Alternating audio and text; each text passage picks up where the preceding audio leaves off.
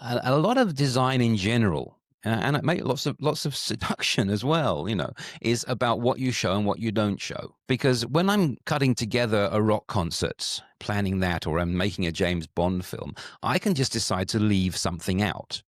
But if I'm giving a real customer experience, like, I don't know, a hospital visit or something, I can't not do the paperwork. Yeah, I can't not do a certain consultation because it would mess up the arc. But I can decide how much emphasis I give it.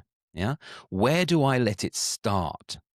And one example of that is I went to a few years ago to a nature resort in the Caribbean, a beautiful place on the island of Dominica. And they had this wonderful it's called the rainforest tram. You ride along at treetop level on this amazing quiet cable car, and you can see all the animals and plants. Amazing thing. And the first thing you experience there is the car park.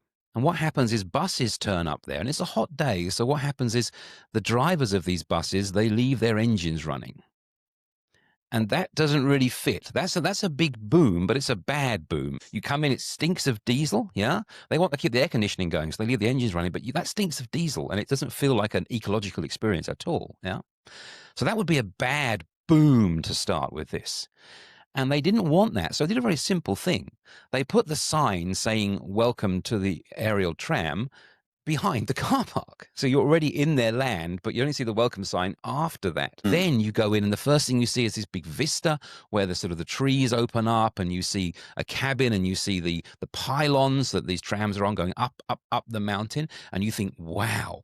And so they've consciously made your experience start at a moment which is engaging and positive. And that's really interesting. It's part of their land. It's part of their, it's their car park. But they consciously placed my awareness of this at a later point. So I start with a good boom rather than with a bad boom. These very intense experience moments, it's especially important to get them right. If you mess something up when a person is quite relaxed, it's not as bad as when you mess something up when a person is very focused on you and the value they're getting from you.